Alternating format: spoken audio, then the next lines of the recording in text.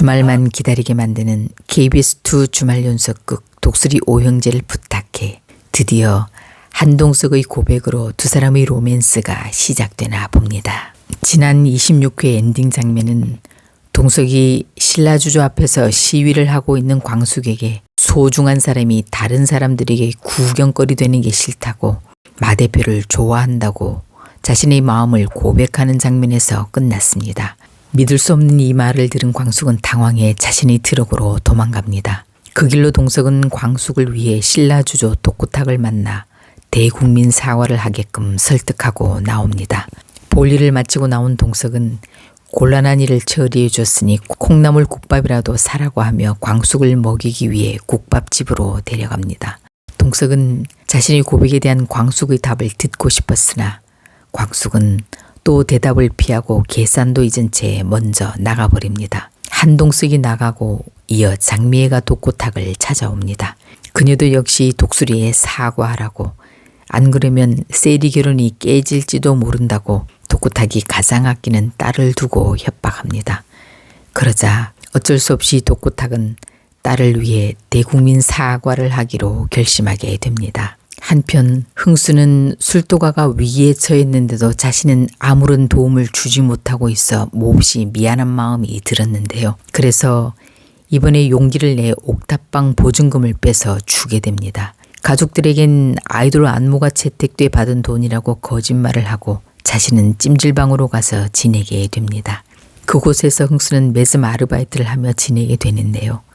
다음 회에 바로 지옥분이 이 사실을 알게 돼 아마 독수리 술도가로 들어가게 될 듯합니다. 흥수가 보증금 뺀 돈으로 옥분이 낸 월세를 돌려주자 옥분은 자신과의 관계를 끊기 위해 보증금을 빼서까지 돌려주는 걸로 오해해 그동안 간직하고 있던 사진을 다 갈기갈기 찢고 흥수를 잊기로 마음먹습니다. 조교에서 잘린 세리는 인수인계를 위해 연구실을 찾아옵니다.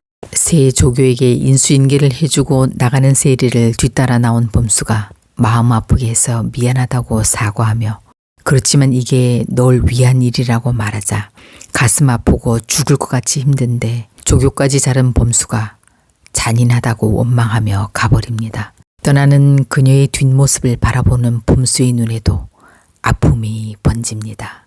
그 길로 세리는 한결을 만나고 두 사람은 앞으로 일을 각자 부모님께 말씀드리고 정리하기로 협의합니다. 한편 공주실은 골드캐슬 황 박사의 댄스파티 초대를 받고 고민 중인데요.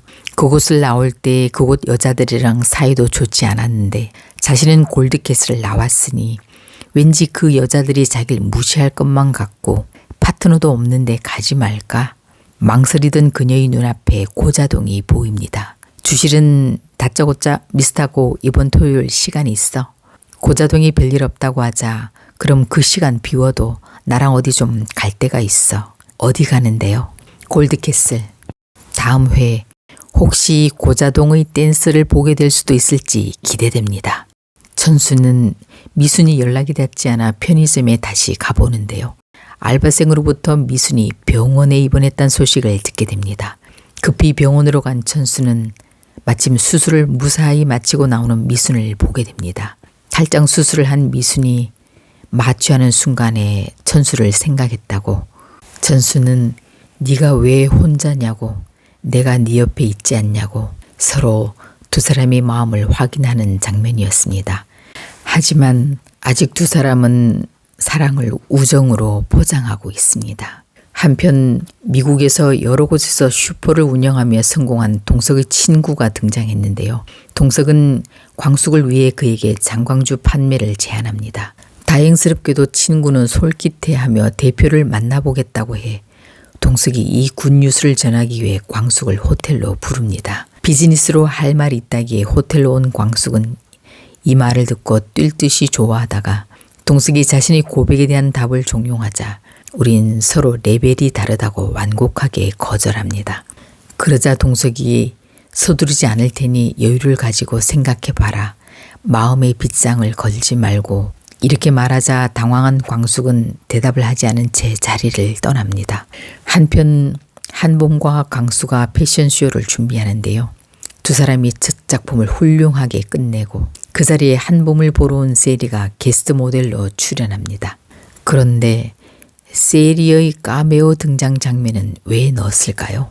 도코탁은 예정대로 기자회견을 하고 광숙은 검정 수트를 차려입고 술도가 CEO의 모습을 풍기면서 동석 친구와의 미팅을 위해 호텔로 들어섭니다. 동석은 그녀를 위해 차도 보내주고 호텔 문 앞에서 기다렸다가 문까지 열어주며 지금까지의 모습 중 가장 이쁜 모습이라고 칭찬해 광숙을 당황하게 만들며 이번 화가 끝났습니다. 동석이 고백하면서 이제 자신의 사랑을 본격적으로 숨김없이 표현하는 것 같은데요. 다음 회차에서는 광숙이 술도가에 찾아온 동석과 함께 라면을 끓여 먹다 하필이면 공주실에게 들킬 뻔하는 아슬아슬한 상황이 펼쳐지는 것 같은데요. 하지만 눈치백단 공주실은 이미 상황을 파악하고 모른 척하며 넘어갈 듯합니다. 한편 동석의 도움으로 술도가는 미국 수출 판로가 열리며 드디어 재정 위기를 넘어서 점차 안정적인 궤도에 올라갈 걸로 보입니다. 그리고 찜질방에서 지내고 있는 흥수의 사정을 알게 된 광숙은 결국 흥수까지 집으로 불러들이고 이어서 범수까지 합류하면서 독수리 형제들은 모두 다시 술도가에 모여 함께 살아가게 될 걸로 보입니다.